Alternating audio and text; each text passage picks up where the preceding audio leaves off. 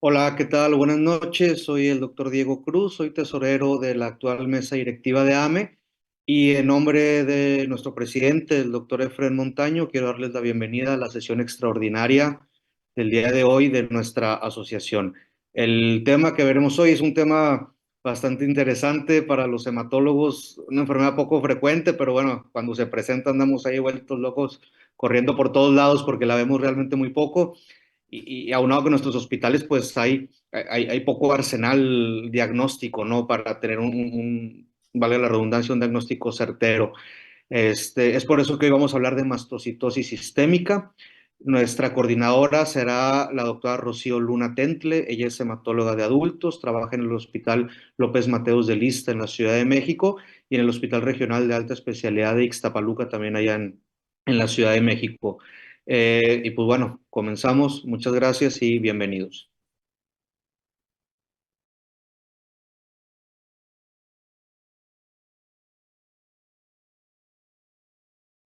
Sí, buenas noches. Muchas gracias por la invitación. También muchas gracias por asistir a nuestra reunión extraordinaria, nuestra sesión académica del miércoles 11 de febrero del 2026, con el tema de mastocitosis sistémica. Bueno, recordándoles que pues también tenemos pues futuras sesiones en este mes. La próxima sesión académica pues va a ser sobre el diagnóstico oportuno de la hemoglobina paroxística nocturna con citometría de flujo, criterios actuales y retos en la práctica clínica, la cual se va a realizar el 25 de febrero a esta misma hora. También recordándoles que pues tenemos el curso de hematología basada en evidencias, están pues las inscripciones abiertas, va a haber más de 50 presentaciones, 4 sábados que va a ser el 14, 21, 28 de febrero y el 7 de marzo, con 4 módulos: hematología clásica, hematología neoplásica, transfusión y trasplante y hemostasis y trombosis, disponible durante 3 meses y con valor curricular. Bueno, vamos a tener 2 presentaciones de 2 expertos en la materia de mastocitosis. Primero tendremos a la doctora Tracy George, que es presidenta de la Unidad de Negocios e Innovación y Dirección de ARU Laboratories. Ella fue cofundadora de la Iniciativa Americana de Enfermedades de Células Mastocíticas. También pues, es profesora de patología en la Facultad de Medicina en la Universidad de Utah. Completó su doctorado, su residencia de anatomía patológica en la Universidad de California de San Francisco y certificada en anatomía patológica, patología clínica y hematopatología. Además, recibió el premio a la trayectoria del Colegio de Patólogos en el 2014, con el tema diagnóstico actual de la mastocitosis sistémica, criterios de la OMS, ICC, hallazgos clave en médula ósea y estudios moleculares esenciales. También tendremos al doctor Hussein Abbas, que es profesor adjunto de la División de Medicina de Cáncer de la Facultad del Centro Oncológico MD Anderson de la Universidad de Texas de Houston. Bueno, es miembro regular de la Facultad de Ciencias Biomédicas de la Universidad de Houston. También es profesor adjunto del Departamento de Medicina Genómica del MD Anderson y también es profesor adjunto del Departamento de Leucemia del Centro Oncológico MD Anderson. Además de que, tiene múltiples publicaciones, tanto en leucemia mieloide aguda como en mastocitosis sistémica. Y él nos va a dar el tema de abordaje integral de la mastocitosis sistémica.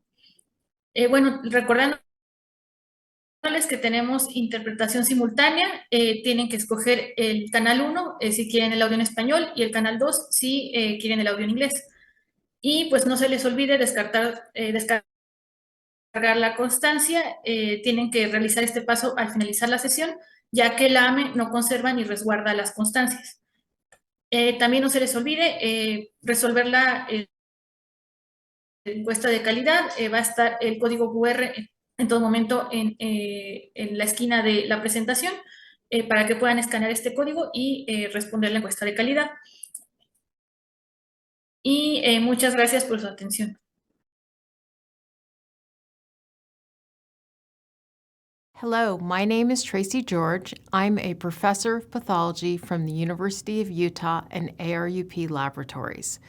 And I'm delighted to give you this lecture on the current diagnostic approach to systemic mastocytosis. The agenda for today's lecture will take you through the classification schemes for systemic mastocytosis, the various subtypes, its association with myeloid neoplasms, immunohistochemistry and molecular diagnosis, and finally finishing with challenges of diagnosis for systemic mastocytosis. So we know that the KIT D816V mutation is present in more than 95% of patients with systemic mastocytosis. This takes the wild-type KIT receptor, as shown here at left, and turns it constitutively active, so you get mutant KIT, such that it's always on. This results in an increased mast cell accumulation and motility, and these mast cells then infiltrate various organs, including the bone marrow, spleen, liver, skin, and GI tract, among other organs. So now that you know the pathogenesis, let's talk about the classification of mastocytosis. There's two classification schemes, the World Health Organization and the International Consensus Classification. Both are very similar, and the major diagnostic criteria for systemic mastocytosis are shown below. The major criterion is the multifocal dense aggregates of mast cells. That's at least 15 mast cells in close approximation on a histologic section. And there are four minor criteria. The first is more than 25% mast cells showing atypical morphology. The second is any activating KIT mutation. The third is an aberrant immunophenotype with CD2, CD25, and or CD30 expression on mast cells. And the fourth is an elevated serum total tryptase greater than 20, unless the patient has an associated myeloid neoplasm. So to make the diagnosis using the WHO classification, you have to have at least the major criterion and one minor criteria, or at least three minor criteria. This differs from the International Consensus Classification that requires only the major criterion or at least three minor criteria. There's also some subtle differences in terms of how these criteria are worded, in that the ICC requires mast cells be identified by immunohistochemical stains for CD117 or tryptase, and the ICC specifies that if KIT is negative, the presence of tyrosine kinase gene fusions must be excluded. On the WHO side, it also requires that if the patient has hereditary alpha-tryptosemia, that the serum total tryptase number be adjusted. And so that will change your serum total tryptase level. But in general, the criteria are very similar between the two classification schemes. So now I'm going to take you through each of these different criteria. So here's the major criterion, the presence of multifocal dense mast cell aggregates. And you can see it right. This is a bone marrow biopsy from a patient with smoldering systemic mastocytosis. And the pale pink areas are actually where the mast cells are present, and you can see the abnormal bone thickening, which is also noted in the bone marrow biopsy at right. If you go to higher power at left, you can see that adjacent to that C-shaped piece of bone, there are aggregates of spindle-shaped mast cells with a periphery of eosinophils. And so that's an example of a dense mast cell aggregate. And indeed, in this patient, there were many such aggregates, as you can see at right. Now let's talk about mast cell morphology, because this is important. So this is morphology from Wright-Giemsa stained bone marrow aspirate smears. And you can see at left in the top is a normal or reactive mast cell. It's about the same shape as the band neutrophil above it. It has many purple metachromatic granules that obscure the nuclear outlines, and the nucleus is round to oval. The so-called well-differentiated mast cell is actually about 2 to 3 times in size and has chunkier granules, but indeed it has quite a few granules. In the upper right is the so-called spindle-shaped mast cells with elongated cytoplasmic extensions, which, as compared to the normal mast cell at left, contains far fewer granules. And then look at that nucleus, and it's kind of cigar-shaped, rather oblong. It's also known as the atypical type 1 mast cell. At the bottom row are immature mast cells. At left is the promastocyte, or atypical type 2 mast cells. This is round and often has a bilobed or indented nuclei, as shown here. Here you can see there's also quite a few metachromatic granules, but you don't have to have as many. And indeed, when you compare it to the normal mast cell above, it has fewer granules. And then the lower right is the so-called metachromatic blast. And this is a cell that looks like a myeloblast, but it has fewer numbers of these large, chunky metachromatic granules. And indeed, you'd have to do flow cytometry and immunohistochemistry to prove that this metachromatic blast is indeed an immature mast cell. When we look at the classification of mastocytosis, they're very similar between the WHO and the ICC. There's cutaneous mastocytosis, where you have only skin involvement. And then there's systemic mastocytosis, where you'll have extramedullary involvement, as well as you can have skin involvement. On the left, with the WHO 5th edition, you can see it ranges from bone marrow mastocytosis to indolent to smoldering to aggressive to mast cell leukemia to SM with associated hematologic neoplasm. In this classification, bone marrow mastocytosis, as shown in red, is a separate entity or subtype. At right, with the ICC, bone marrow mastocytosis is considered a clinicopathologic variant of indolent systemic mastocytosis. And if you go down further, SM with an associated myeloid neoplasm is the preferred terminology with the ICC, as opposed to the WHO, which uses SM with an associated hematologic neoplasm.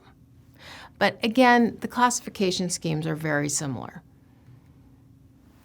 Here's where there are some additional differences. These are the B, or burden of disease findings, and the C, or cytoreductive requiring findings. These help you subclassify the type of mastocytosis that you have. The B findings for the WHO have been updated from the 2017 edition to this 2022 edition, or 5th edition.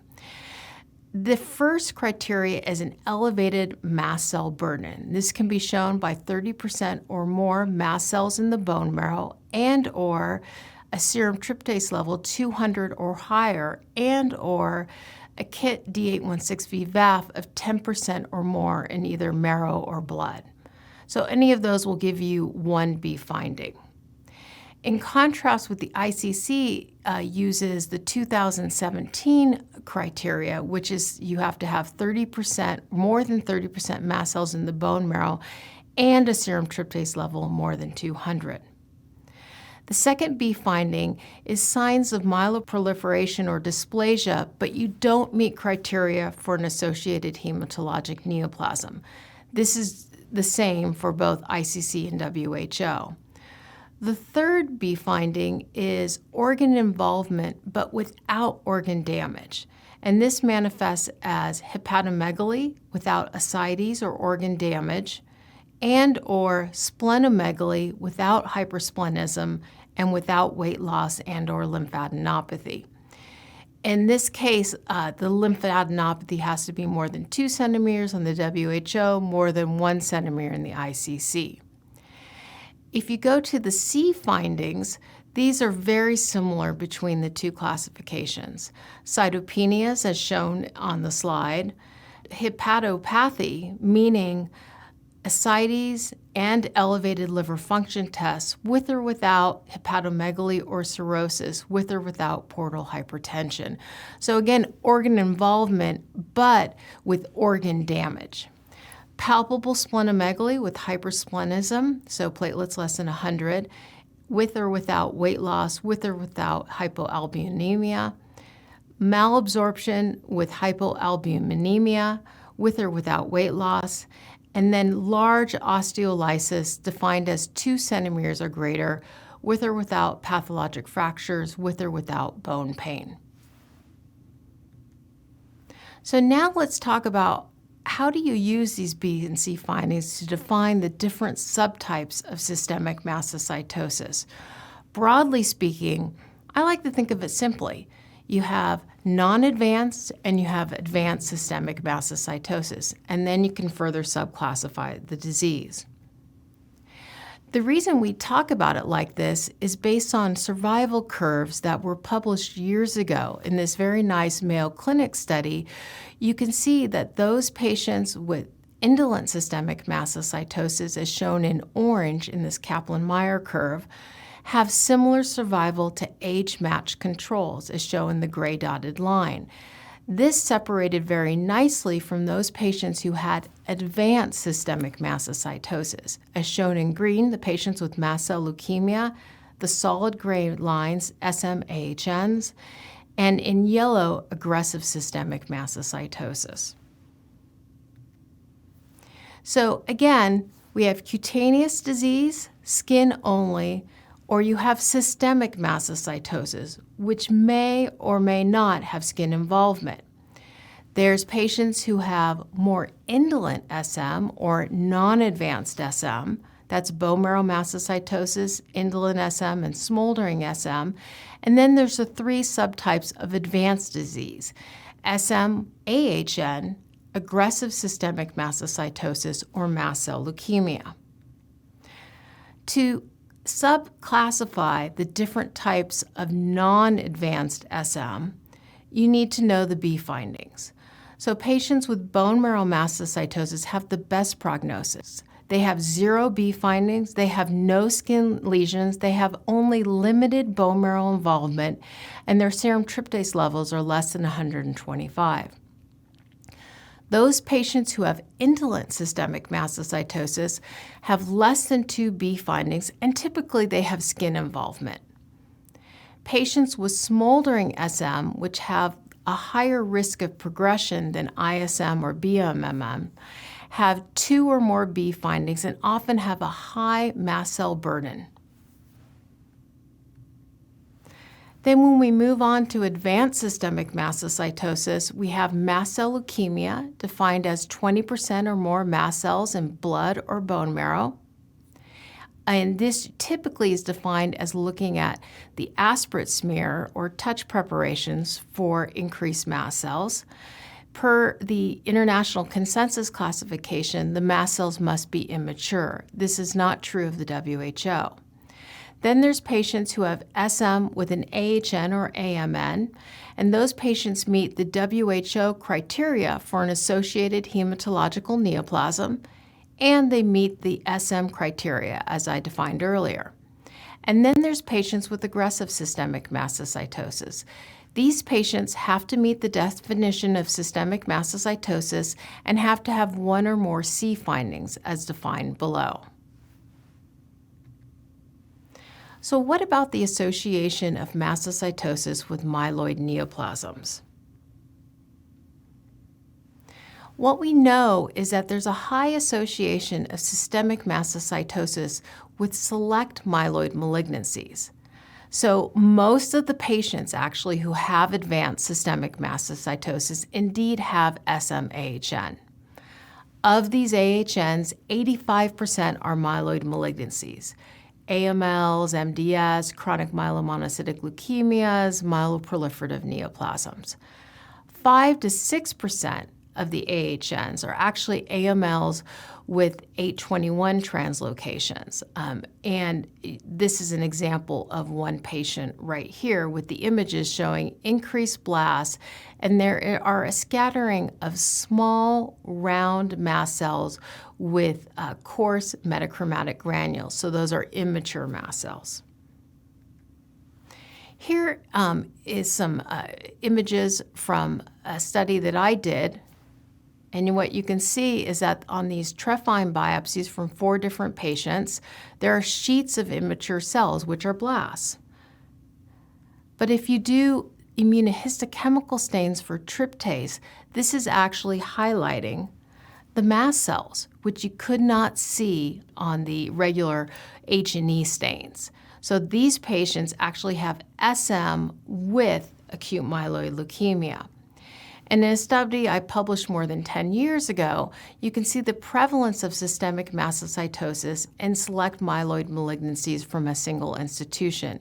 In the study I published, 12.5% of those patients in a retrospective study of 40 patients with AML and H21 actually also had systemic mastocytosis. We looked at also 20 patients who had AMLs with inversion 16 or 16/16 translocation. 5% of those patients had SM, and this contrasted with no patients with therapy-associated AML having an SM, and approximately 3% of patients with chronic myelomonocytic leukemia had a systemic mastocytosis. There's been other studies since then which have looked at the utility of KIT mutations in myeloid neoplasms to detect hidden mast cells in bone marrow.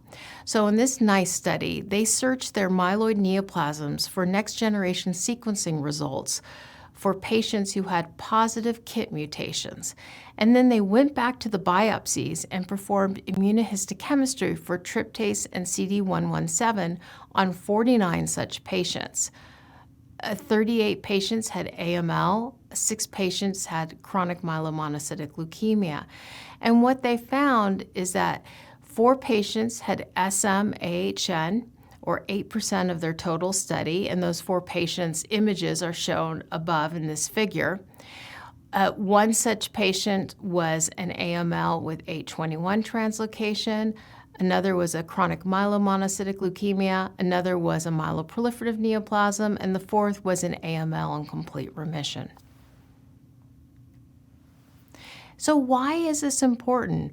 Well, it is important because, for example, in this study shown here, patients with SM and chronic myelomonocytic leukemia have a worse survival than those patients who have chronic myelomonocytic leukemia alone. And the contrast with a median survival of 18 months versus 24 months, as shown in the Kaplan-Meier curves at left.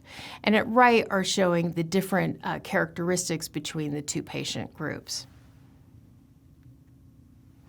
So now I want to talk about immunohistochemistry and molecular diagnosis, because these are very important in diagnosing this disease. This is images from a bone marrow biopsy. In the upper left is an H&E stain, and this shows a dense mast cell aggregate with many mast cells kind of in a whirling pattern. And if you stain this up for CD117 or KIT, you can see in the upper right the mast cells stain very brightly for CD117. They were also dimly positive for tryptase in the lower right, and they co-express CD25 in the lower left. So this is an example of a patient whose bone marrow is involved by systemic mastocytosis. You can also do high sensitivity flow cytometry.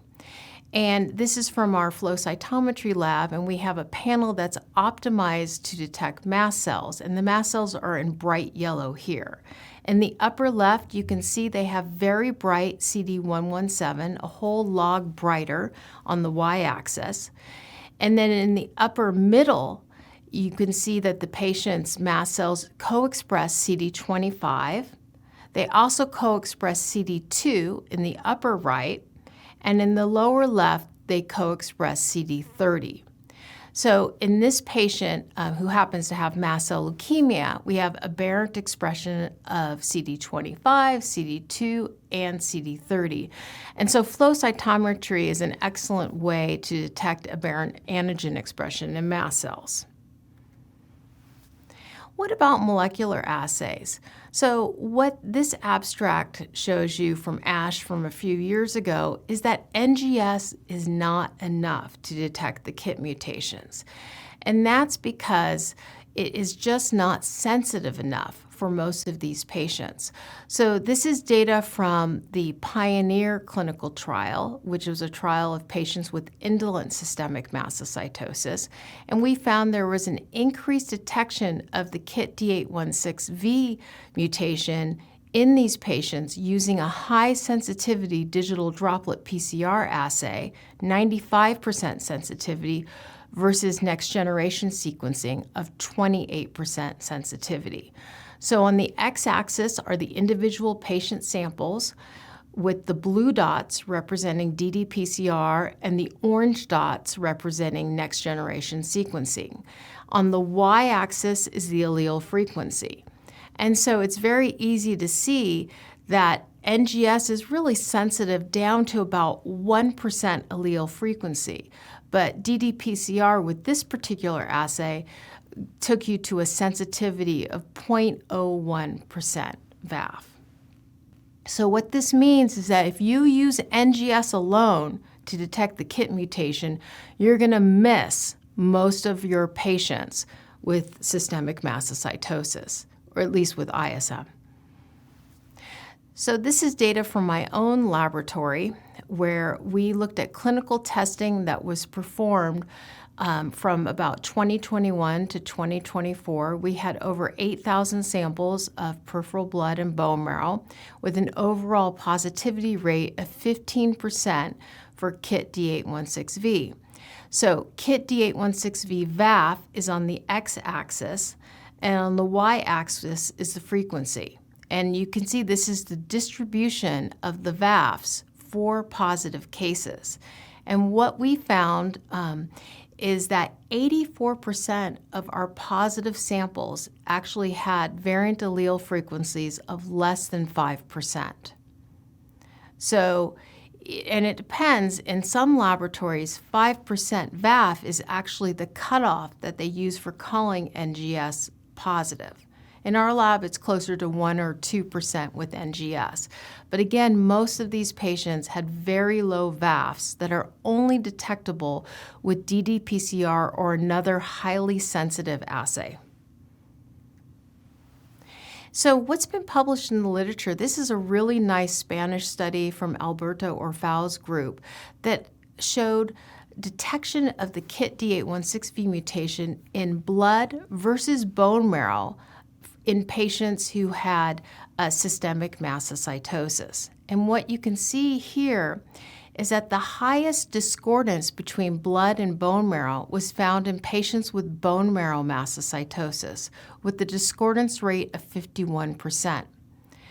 15% of ISM patients also had a discordance between blood and bone marrow. And so this is typically where the blood is negative, but the bone marrow is positive for the mutation. The discordance rate in advanced SM was quite low. So this gave an overall discordance rate of about 26%.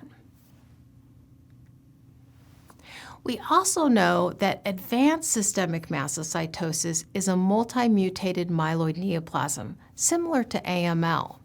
And in these studies that were done in Dr. Andreas Reiter's lab in Germany, they found that patients who had ISM or smoldering SM had 0 additional mutations, but those patients who had SM-AHN had 1 to 4 additional mutations. These included mutations in TET2, SRSF2, ASXL1, CBL, EZH2, and RUNX1. And in this particular study, they found that mutations in SRSF2, ASXL1, or RUNX1 had an adverse prognosis for overall survival. And so this is another way to think about this disease. You can think of a mast cell, as shown at left in the bright blue, being only involved with the KIT D816V mutation. So the mutation is only in the mast cell lineage. That's most patients with indolent systemic mastocytosis, and maybe a small number of cases with smoldering or mast cell leukemia. Then there's those patients who have multi-lineage involvement. That means the mutation is present not just in mast cells, but in other hematopoietic lineages. That is more typical of smoldering SM and of systemic mastocytosis with an associated myeloid neoplasm. An easy way to check for this is if you're doing a KIT D816V quantitative PCR on the patient's peripheral blood and it's positive, and it tends to be higher, but there's no circulating mast cells. That tells you that it's the leukocytes that have to be positive or other hematopoietic lineages for the KIT D816V mutation. And then there's those patients who have multi-lineage involvement as well as multi-mutated disease. And those are patients thus who have the KIT D816V mutation as well as additional somatic mutations in both mast cells and other hematopoietic lineages. These are patients, again, with SM and an associated myeloid neoplasm, and also patients with mast cell leukemia with or without an associated myeloid neoplasm. So finally, I'd like to end with the challenges of diagnosis and what I've seen over the years. So these are the 5 major categories with pathology challenges in diagnosing mast cell disease. First is there's an under-recognition of an associated hematologic neoplasm in a biopsy from a patient with systemic mastocytosis. Second is under-recognition of systemic mastocytosis in patients with associated myeloid neoplasms. Third is recognizing immature mast cells. Fourth are morphologic mimics. And fifth are using less sensitive methods for detection of KIT D816V. So here's an example of recognizing associated hematologic neoplasm in the presence of SM. This is a patient with mast cell leukemia. At left, you can see sheets of spindle-shaped mast cells on the aspirate smear. In the middle is the bone marrow trephine, and it's absolutely replaced with spindle-shaped mast cells. There was one area of this trephine, as shown at right, that had some trilineage hematopoiesis and had a dysplastic megakaryocyte with separated nuclei, kind of that ping pong ball look in the megakaryocyte. But it wasn't enough for me to diagnose an associated hematologic neoplasm. The patient was treated on clinical trial with 3 months of midostaurin. And what you can see on this aspirate smear after 3 months is the arrow at top is a round immature mast cell. In the lower middle is a megakaryocyte with separated nuclear lobes, so dysplasia. And then the other arrows show you dysplastic erythroids. This is clearly MDS. So this patient had originally a mast cell leukemia and a myelodysplastic syndrome. It just wasn't obvious until you got rid of most of the mast cells with treatment. So these are clues to diagnosing an AHN with SM when SM is present. And at the bottom 2 rows show you when to think about an AHN. Some of it can be obvious. You've got blasts in the peripheral blood, right? That's an obvious clue. Maybe you have leukocytosis or other cytoses. If you have dysplasia, that can be a clue. And often, if you have a hypercellular marrow away from the mast cell aggregates, that can be a clue to looking harder. If you have an abnormal karyotype, you likely have an SM-AHN. And I talked about earlier a high peripheral blood KIT D816V VAF as assessed by quantitative PCR. And generally, 3 or more mutations can also be seen in SM-AHN. I talked about recognizing neoplastic mast cells on smears. These are patients with mast cells in all the smears. And what you can see is in the top rows, all of these are immature mast cells. You can see the indented nuclei. These are promastocytes. And then you can also see in the upper right, they're not indented, but they have smooth blastic chromatin. These are metachromatic blasts in the upper right, but all of these are immature mast cells. In the lower row, you can see in the lower left is a spindle-shaped mast cell with kind of elongating cytoplasm. And next to it are again 2 promastocytes. And then the lower right, you could again have spindle-shaped mast cells. So there's a little bit of variation that you can see in terms of recognizing these. And then there's the morphologic mimics. This is a 35-year-old male who presented with eosinophilia. Some of the eosinophils look quite strange. You can see there's a ring eosinophil at left, and there's one with vacuoles. The bone marrow in the upper right, you can see, is very hypercellular with dilated marrow sinusoids, which is a sign that there's fibrosis. And in the lower left, there were sheets of eosinophils. And we got a KIT stain via immunohistochemistry in the lower right, and you can see loose clusters of spindle-shaped mast cells. So what is this?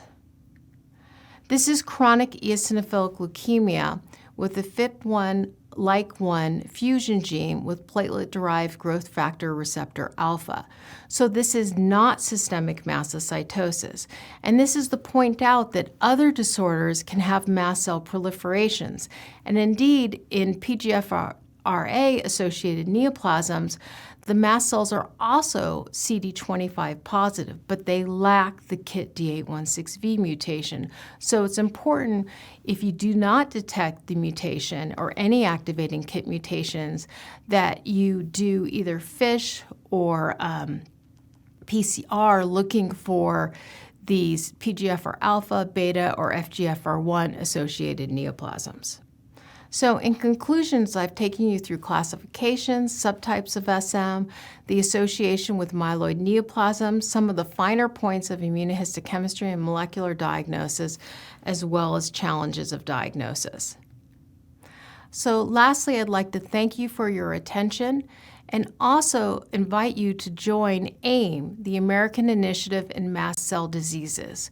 We are a nonprofit organization that aims to establish centers of excellence throughout the Americas. Thank you very much.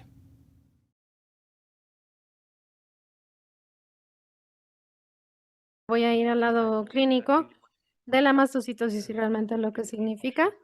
Y después voy a tomar sus preguntas, pero básicamente la mastocitosis como tal es una enfermedad rara, indica también es un evento clonal de mastocitos que se acumulan en los tejidos. Podemos pensar en 3 categorías: mastocitosis cutánea, que es únicamente de involucramiento cutáneo y revisada por dermatólogos; mastocitosis sistémica, que es con involucramiento extracutáneo con o sin afectación en la piel. Extracutánea significa que tiene que ser fuera de la piel. Igualmente, un bajo índice de presentación, 0.5 a 1 por cada 100,000, y lo más raro es el sarcoma de mastocitos, que normalmente se convierte en leucemia de mastocitos. Es bastante rápido, pero es un caso muy, muy raro de ver. Hablaremos del principal, que es el tipo principal, mastocitosis sistémica. Con la mastocitosis más avanzada hay un involucramiento de todos los órganos, casi todos los órganos, el cerebro, el corazón, el tracto gastrointestinal, los huesos, la piel, y esto se va a extrapolar a niebla mental, depresión, manifestaciones cutáneas, como rashes, sarpullidos, diarrea, fatiga. Dependiendo también en algunos pacientes que también pueden tener hepatomegalia, esplenomegalia.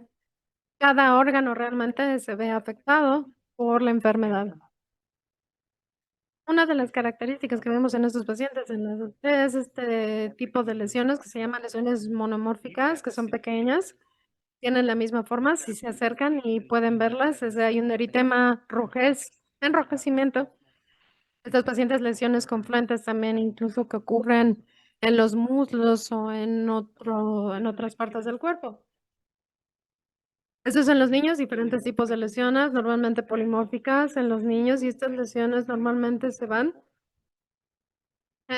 A menos que tengan estas lesiones polimórficas, necesitan una biopsia de médula ósea. Si son monomórficas, entonces significa que algunos de los pacientes siendo niños, de hecho tienen algunos márgenes, algunos de las lesiones tienen algunos regiones lobulares. En los niños y no en adultos los van a ver estas lesiones en la frente.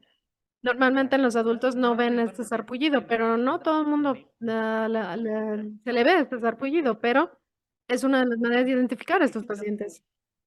Me parece que la doctora George en su grabación ya habló de los criterios diagnósticos, no voy a hablar de ello, pero únicamente para subrayar que se deben de tener infiltrados o agregados densos de mastocitos. Es el criterio principal, así que es lo que se requiere para poder identificar los hallazgos. Los mastocitos deben de ser fusiformes o atípicos en forma, se necesita hacer la tensión adecuada. Y no todos los laboratorios o clínica pueden tener este tipo de especialidad para hablar de la citometría de flujo, la inmunohistoquímica, pero por supuesto estos son importantes. El análisis de las mutaciones KIT y CD117 y con eso se puede identificar. El nivel de detección también para las pruebas, la sensibilidad informa. Con secuenciación de siguiente generación no hay tanta sensibilidad, pero que se necesita también la PCR digital por gotas, también triptasa sérica. Sí, algo que nos podemos llevar como mensaje de la plática de hoy es que entender que la triptasa elevada normalmente no significa mastocitosis sistémica, eso, y tampoco significa que podemos excluirle. La mayoría de los criterios tiene que ver también con un nivel de mayor a 20. Hay pacientes que tienen una triptasa normal, que no tienen mastocitosis sistémica, pero les voy a mostrar pacientes, la mayoría de los pacientes que tienen triptasa elevada y no tienen la enfermedad. La triptasa no se correlaciona con ninguno de los síntomas en estos pacientes, así que en la población total con triptasa elevada, solo el 6% caucásicos. Normalmente este estudio se realizó en una población caucásica donde se tenía una triptasa elevada. 1 de cada 20, 5%, no 6%, me equivoqué. Pero el 91% tienen, no, es simplemente algún tipo de elevación de enzima, una triptasa elevada debido a copias extra de triptasa. Una triptasa elevada no significa, la médula ósea no significa mastocitosis sistémica. Igualmente es de menos del 1% esta probabilidad y que sea realmente la razón para una triptasa elevada. Ya la doctora George habló de los criterios, perdón que avance, sí, pero los criterios muestran que se debe de también los criterios que se cumplan estos infiltrados o agregados de mayores a 15, igualmente la morfología atípica, igualmente fuera de la piel, extracutánea. Si los ven en la piel de nuevo, si pueden realizar una biopsia en la piel que muestra esta mastocitosis sistémica, probablemente estos pacientes también tengan mastocitosis de la médula ósea en adultos. En niños realmente no es cierto. En los niños normalmente la enfermedad se confina a la piel, no a la médula ósea. Igualmente se expresa CD25, CD2, CD30 en los órganos, mutaciones de KIT de 816B, pero la triptasa no cuenta también. El nivel no se asocia, también se puede asociar incluso en un neoplasma hematológico. Y en cuanto a los criterios de diagnóstico, ¿cuáles son los subtipos de la enfermedad? Aquí estos son los B hallazgos B, significa carga de la enfermedad, bed por burden en inglés, pero no significa daño orgánico. 30% de mastocitos en la biopsia de médula ósea cuando hay displasia, cuando hay hepatomegalia. Igualmente, hiperplanismo, linfadenopatía, una frecuencia de hasta 10% de la frecuencia alélica variante. Estos son los criterios aquí cuando se tiene daño orgánico y más o menos lo que han visto por los criterios por parte de la OMS, órganos dañados, ascitis, anemia, malabsorción. Esto es la mayoría que los pacientes presentan cuando este grado de hallazgos C. ¿Cómo clasifico a estos pacientes? No tienen que tener todos los síntomas, pero si se sugiere que tienen todos estos, podemos hacer una valoración física.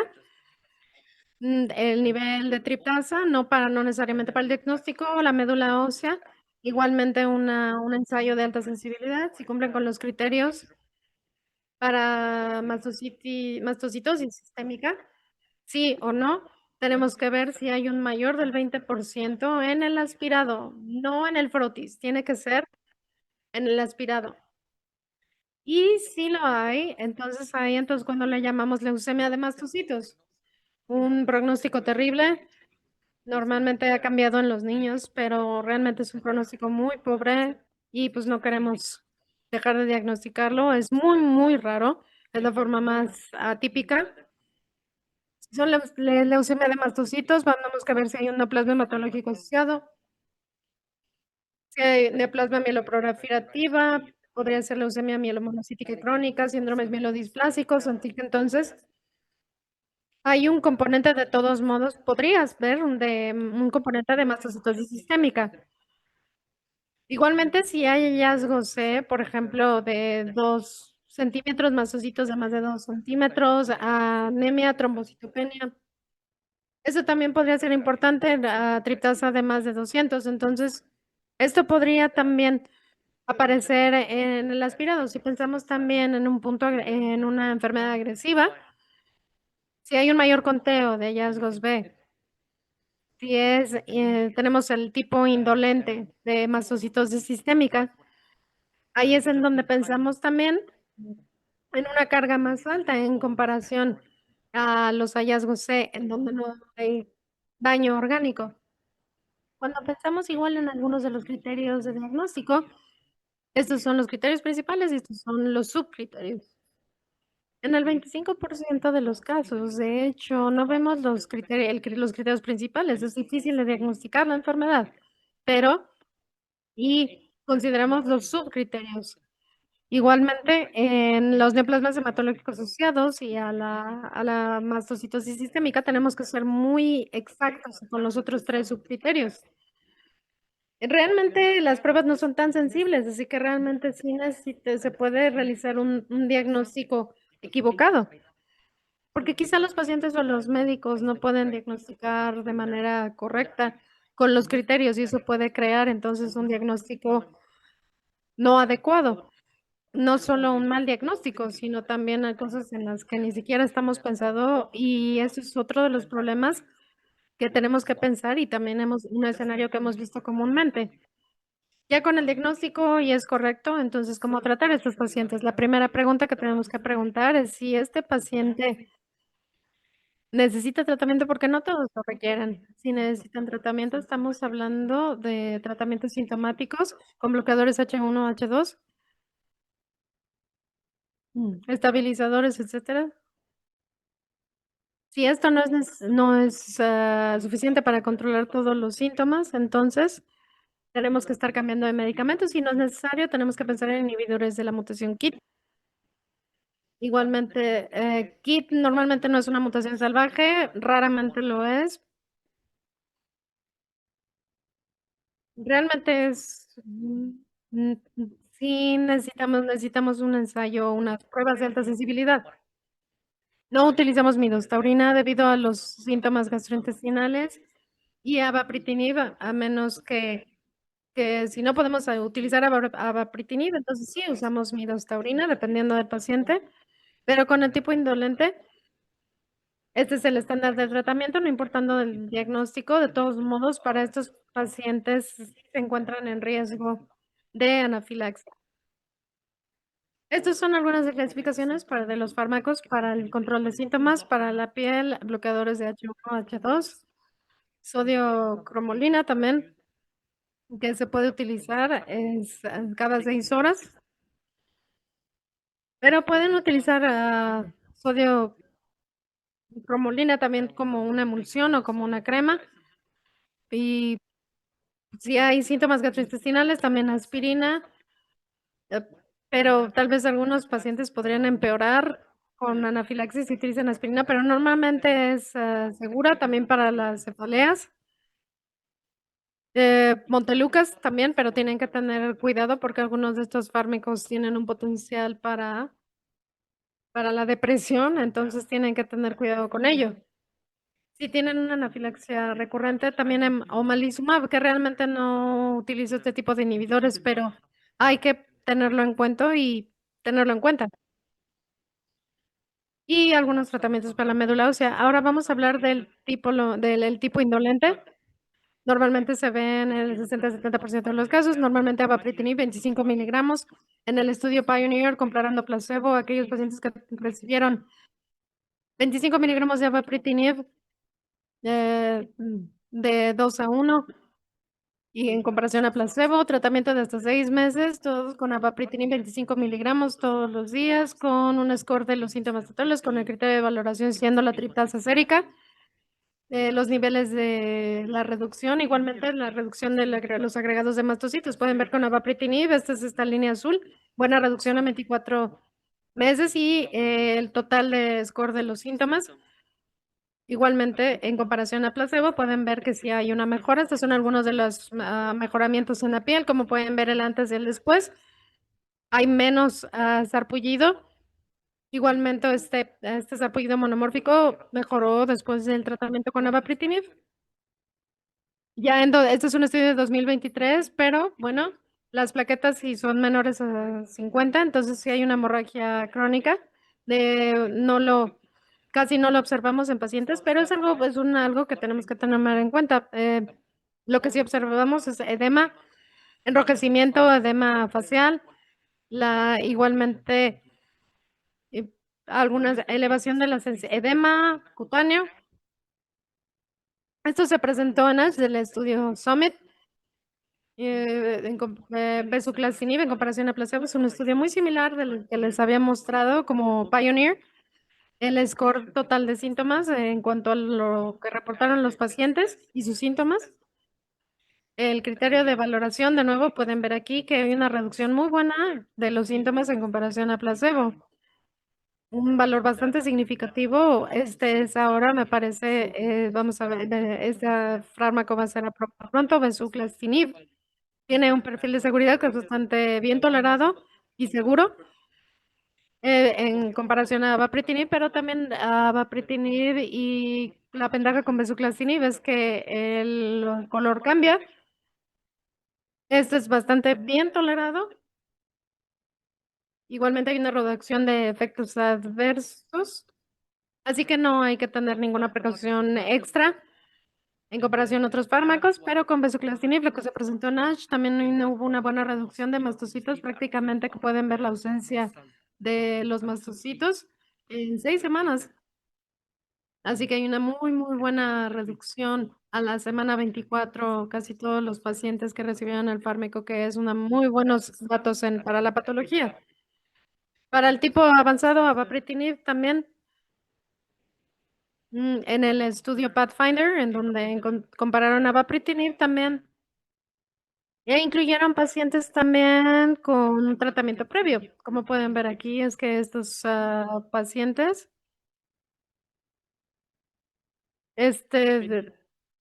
tenían pacientes que no habían tenido tampoco, que tuvieron tratamiento y que no tuvieron tratamiento antes. Pueden ver aquí casi 70% de los pacientes tenían como objetivo tener una respuesta porque con el tratamiento previo no lo habían logrado. Son pacientes que habían tenido un tratamiento que les provocaba síntomas gastrointestinales, pero con la terapia sistémica recibieron un muy buen resultado, con muy buenas reducciones en los mastocitos, lo cual es un tratamiento bastante transformativo también para el tipo avanzado. Estos son los datos de los grupos de mastocitosis sistémica avanzada, igualmente de la enfermedad con neoplasmas hematológicos y con leucemia de mastocitos, que tiene un pronóstico muy pobre, y también les fue muy bien en este protocolo. Midostaurin was the first targeted therapy. It's a KIT, non-selective KIT inhibitor that was used and also led to some good responses because patients then really didn't have much options except cladribine and interferon. I want to emphasize that I think of midostaurin, usually in AML, use at 50 milligram BID. In some use it at 100 milligram BID. I really think about midostaurin in the context of low platelets because you cannot use the other drugs in low platelets, and that's really where I use it. Imatinib has been historically used when you have well-differentiated SM And this is a very specific or non-KIT 816V, very rare. These are really exceptions here, and really when you see it, you want to question: are you really seeing a truly well-differentiated Sí, Assam, which is a realmente- special subset of pathologic subset of Assam? But if you do, then you start, okay, what are you looking at? How is this really? Are you really missing a mutation due to technical issues? Is it really wild type? And if it is wild type, you can try imatinib.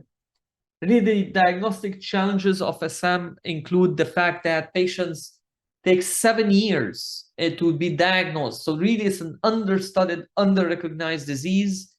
So we want to keep it in mind. You want to make sure that these patients, you build their trust again, because after 7 years of them having symptoms and going from one doctor to the other, they may lose their trust sometimes in the medical system. And this is where we need to educate and try to learn more about it, and also educate patients about this disease and about the process of diagnosing it and managing it. Elevated serum tryptase is not specific, neither sensitive nor specific for Assam, something to keep in mind. KIT mutation require high sensitivity methods. You really need to make sure even if you do the ddPCR, the digital droplet PCR, what's the threshold that is validated for that ddPCR? You really need to have very, very high sensitivity, and very few labs actually do this. Bone marrow evaluation can be challenging. You need a good eye, a good trained hematopathologist who's comfortable calling mast cells and really doing the additional testing. And sometimes BNC findings could be very challenging to really identify. This is an example of a patient I've seen, and this is really a common story. I've had patients like that for 20 years. Sometimes they come with symptoms and they say 20 years of symptoms and finally they got the diagnosis. But this is a patient with chronic history, hives, brain fogginess, had a bone marrow biopsy in 2018 that said no Assam, had a skin biopsy in 2022 showing urticaria pigmentosa, which is with mast cell infiltration. And really, when you see again Assam or cutaneous mastocytosis in the skin in an adult, there is likely disease in the bone marrow, but they didn't see it in 2018. So she finally came to my clinic in 2025. We repeated the bone marrow biopsy, and that's when we had the diagnosis of Assam, and then we started treating her. So you can tell this patient took 7 years, and although she had a bone marrow and although she had a skin biopsy, still this was missed over and over again and again. So that tells you the complexity of this disease and the need to really be comfortable diagnosing this disease. And there are really not that many centers. This is where MD Anderson is in Texas. Each is a number of centers that are AIM Cell Disease Designated Center of Excellence. There's really not many. So over here, we kind of cover almost 800-mile radius, 900-mile radius patients that come to us to MD Anderson. But really, you can see in the middle here and the Northwest, they're not designated centers yet. For even within the US, which really create challenges for patients as well as para los pacientes transportarse a dichos centros y los doctores que manejan esta enfermedad. Así que por favor siéntanse libres de contactarme si encuentran un caso de mastocitosis sistémica y si tienen alguna duda sobre alguno de los hallazgos. Así que este es mi correo, así que si tienen preguntas.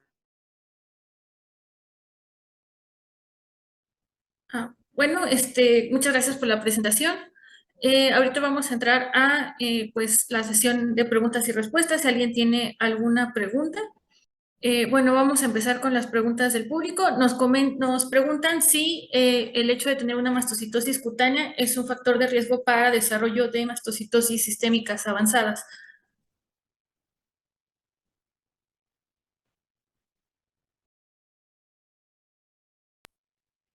Él quiere decir entonces que tener mastocitosis cutánea significa entonces que puede ser un factor de riesgo para desarrollar un tipo avanzado de mastocitosis sistémica. ¿Esa es la pregunta?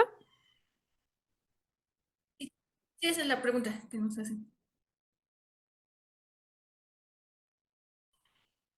Bueno, primero que nada, no se trata de un factor para desarrollar mastocitos sistémicas. Todas las cutáneas en los adultos significan que cuando están en la piel, esto significa que probablemente también se encuentran en la médula ósea. Si está en la médula ósea, si es avanzada o no avanzada, no tiene que ver nada con la mastocitosis cutánea. En todo caso, si el paciente tiene una mastocitosis cutánea, de hecho, es más probable que tengan la forma indolente de la enfermedad, porque normalmente la forma agresiva con el neoplasma hematológico asociado y la leucemia de mastocitos, 50% van a tener involucramiento cutáneo. Así que si tienen mastocitosis cutánea, es menos probable que sea avanzada y no es probable entonces que desarrollen el tipo avanzado. Sí, muchas gracias. También nos preguntan que cuál es la probabilidad de tener una mastocitosis nasal específicamente, o sea, que esté limitado a nariz, no sé si se refieren como un mastocitoma.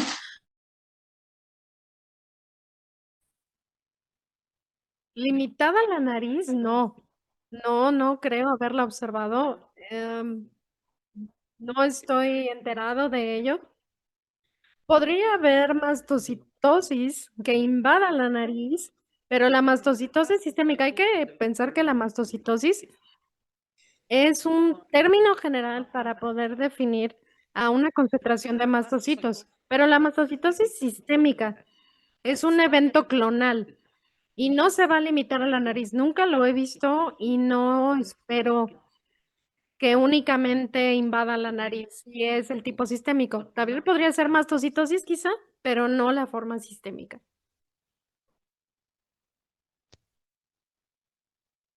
Sí, muchas gracias. Sí, yo tengo una pregunta. En nuestro entorno, pues realmente tenemos mucha limitación en cuanto a diagnóstico y tratamiento, sobre todo los niveles de SEQI, la verdad es que los tenemos muy limitados. Bueno, mi primera pregunta sería en cuanto al diagnóstico. Sabemos que hay un gran retraso en el diagnóstico. Justo, pues muchas veces puede haber pacientes que tengan pues choques anafilácticos de repetición, enfermedad ósea, pero que tarden mucho en llegar, pues ya sea a un hematólogo. Entonces, ¿cuáles serían los síntomas que nos podrían orientar, pues a un diagnóstico más oportuno? O sea, por ejemplo, no sé, los psiquiátricos, tal vez anafilaxis de repetición de difícil control, o sea, ¿cuál sería como el consejo para que nosotros pudiéramos pensar tempranamente en una mastocitosis sistémica? Muchas gracias por la pregunta. Me parece que es un desafío. Este es el desafío de la mastocitosis sistémica. Muchos de los síntomas de la enfermedad son muy comunes en la vida normal: la diarrea, la cefalea, la fatiga. Todo esto es común. Es difícil decir, esta es la persona que experimenta la enfermedad, porque realmente es algo muy general. De cualquier manera, algunos de los puntos que sí nos hagan pensar de mastocitosis sistémica serían osteoporosis en jóvenes que por alguna razón tienen una muy baja densidad ósea en alguien muy joven. Yo pensaría en mastocitosis sistémica, anafilaxia, algún tipo, de las picaduras de los insectos, un sarpullido que es monomórfico en ciertas áreas, en el pecho, en las manos, en los brazos, pero no en la cara. Yo pensaría en mastocitosis sistémica. Pacientes también que tienen, enrojecimientos. Parecería urticaria, pero este tipo de sarpullido constante todo el tiempo, yo podría pensar en mastocitosis sistémica. Igualmente también con algún tipo de veneno, de una exposición a veneno de Hymenoptera, de ese tipo de insectos o a ese tipo de veneno y alguna reacción de anafilaxia a ellos, yo pensaría en mastocitosis sistémica.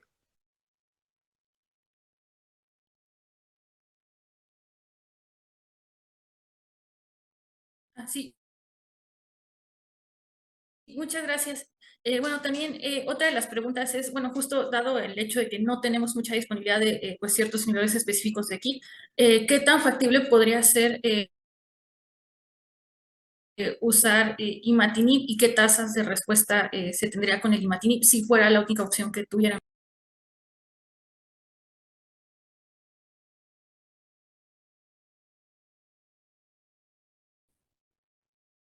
Muy bajas, desgraciadamente. Yo pensaría que aquellos pacientes pueden responder a imatinib si tienen mutación, de KIT, la mutación de 816B, pero no para otras mutaciones. Así que por esa razón, me parece que se puede tener toxicidad, náusea, vómito, citopenias sin poder mejorar realmente en cuanto a los síntomas de la enfermedad.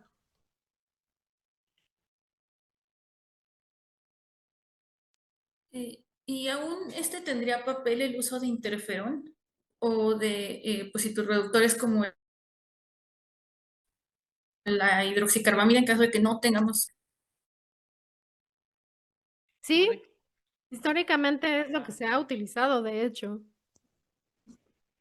Hay que pensar que el interferón también puede provocar inflamación, toxicidad hepática, problemas psiquiátricos. Si el paciente está muy sintomático y realmente tienen que darle algo que no esté controlado también como antihistamínicos o antimediadores, entonces quizá podrían considerarlo. Ya si lo hago en mi clínica, no lo hago. Simplemente porque ya tenemos a inhibidores de KIT. Pero en lugares en donde no hay acceso a inhibidores de KIT, entonces sí. Si realmente hay necesidad de algo en particular en la forma avanzada de la enfermedad.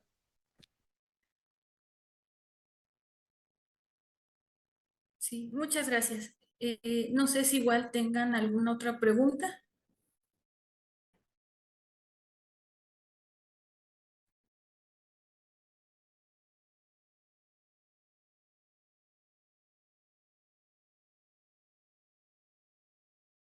Preguntan si se ha notado la coexistencia de otras neoplasias hematológicas junto con mastocitosis sistémica.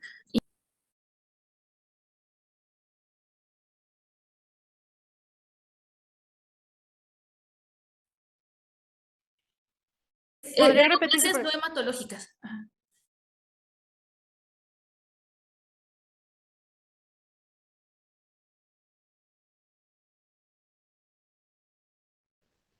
15% de los pacientes que tienen mastocitosis sistémica también tendrán algún neoplasma hematológico asociado. El más común normalmente sería leucemia mielomonocítica crónica o algunos tendrán leucemia de mastocitos y algunos tendrían neoplasmas mieloproliferativos, hasta el 60% de ellos.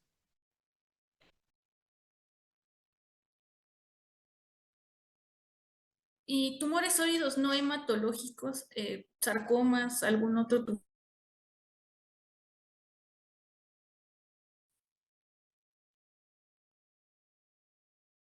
Tengo algunos pacientes que tienen cánceres cutáneos. Tuve una que tuvo un problema de cáncer de mama.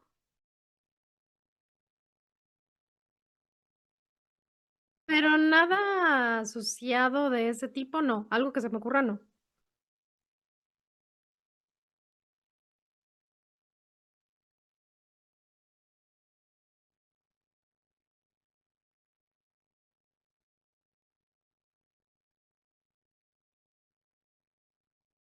También nos preguntan sobre un caso, si un paciente tiene datos de mastocitosis cutánea, pero no tiene elevación de mastocitos en sangre, ¿qué es mejor? ¿Empezar con la biopsia de piel o hacer una biopsia de médula?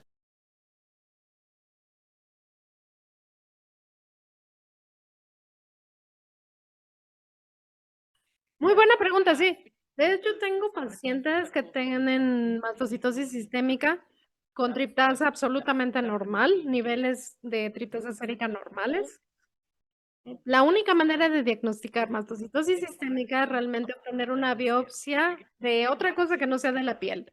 Biopsia cutánea no va a arrojar el diagnóstico de mastocitosis sistémica.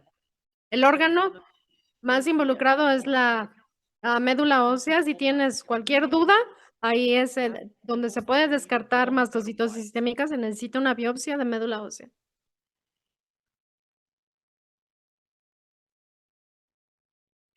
No realizo biopsias cutáneas para mis pacientes. Voy directamente a la médula ósea.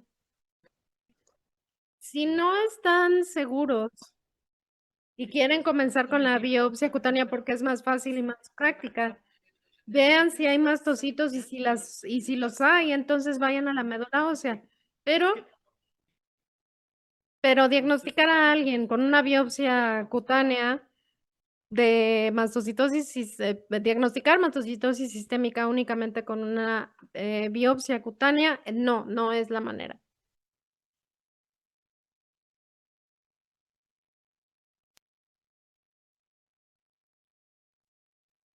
Muchas gracias. Igual yo tengo otra pregunta sobre el tratamiento de leucemia mastocítica. Si no tenemos opción de inhibidores de KIT, ¿podríamos usar alguna otra opción de quimioterapia sistémica? Sé que los resultados pues son malos y Doctora, pues ¿puede la repetir supervivencia es su muy baja, pregunta? pero ¿habría algún... Doctora, ¿puede Ah, repetir su pregunta, por favor? Porque la estoy sí. perdiendo, se está cortando mucho. Sí, disculpe. Que en cuanto al tratamiento de la leucemia mastocítica, en caso de que no tengamos los inhibidores de KIT, ¿hay alguna opción de quimioterapia que se pueda usar? O sea, entiendo que la supervivencia es mala y pues que las tasas de respuesta son bajas, pero ¿habría alguna otra opción que pudiéramos tener si no hay inhibidores?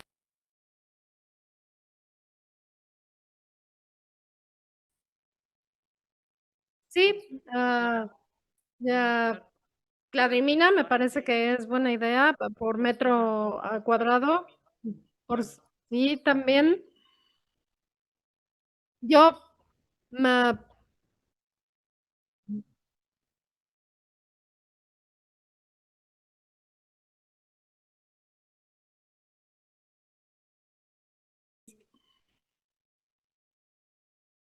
cladribina, por favor, terapia basada con midostaurina también, cladribina también, 5 miligramos por metro cuadrado por 5 días.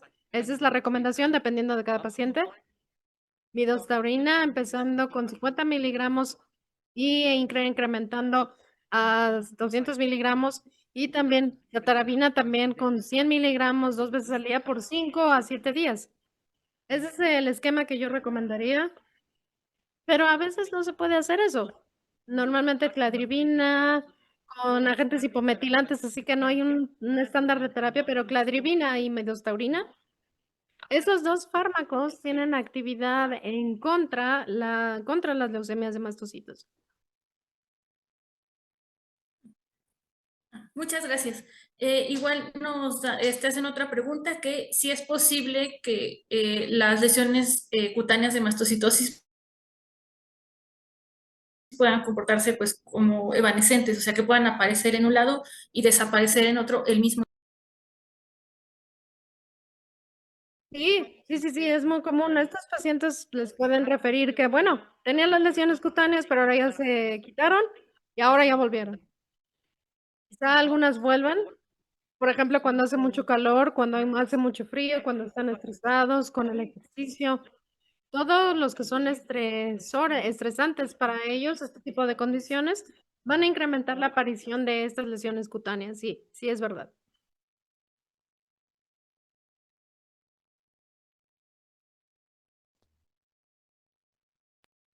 Muchas gracias.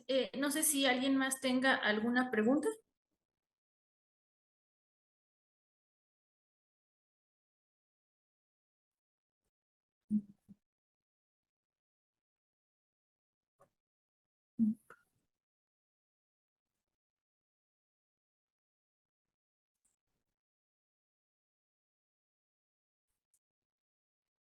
Bueno, yo también tengo una duda. En cuanto a los mastocitomas como tal, ¿el masitinib puede tener cabida o puede tener autorización en cuanto a mastocitosis en adultos o en niños?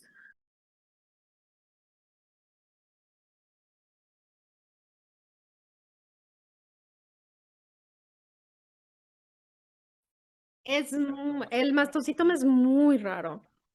Probablemente únicamente veo muy pocos casos. Es algo extremadamente raro y cuando lo vemos, normalmente se transforma en leucemia mastocitaria y yo la trato de esa manera.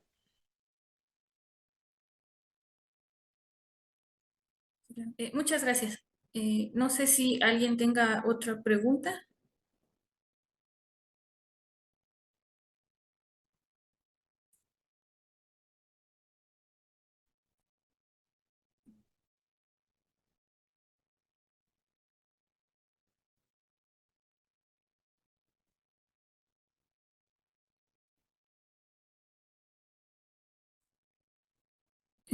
Bueno, parece que no hay más preguntas. Eh,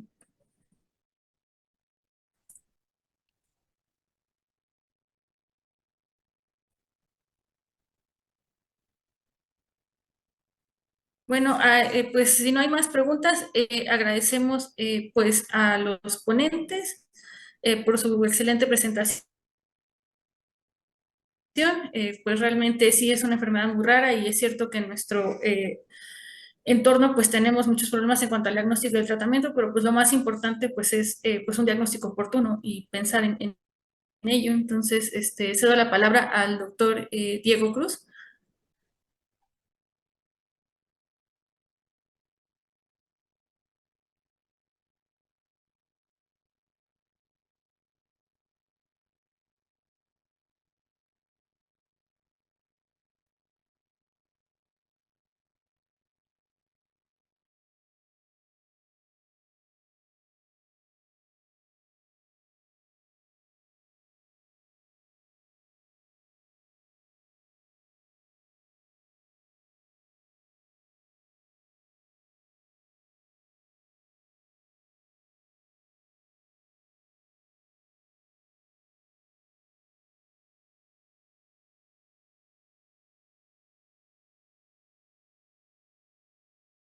Una disculpa.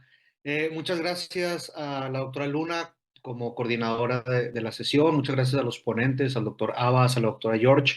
Y pues bueno, es una patología, como ya lo han mencionado muchas veces, muy poco frecuente, de difícil diagnóstico en nuestro medio. No tenemos ahí la suficiente biología molecular al alcance para hacer el diagnóstico correcto. A veces también con patología se batalla ahí un poquito. Pero bueno, yo creo que esta plática nos vino a refrescar muchas cosas de esta enfermedad que es poco frecuente, ¿no? Y además pues tiene diferentes presentaciones. A nombre de la mesa directiva de AME y de nuestro presidente, el doctor Efren Montaño, queremos darles las gracias por estar con nosotros. Y bueno, nos vemos la próxima semana en la siguiente sesión con la doctora Elia Apodaca.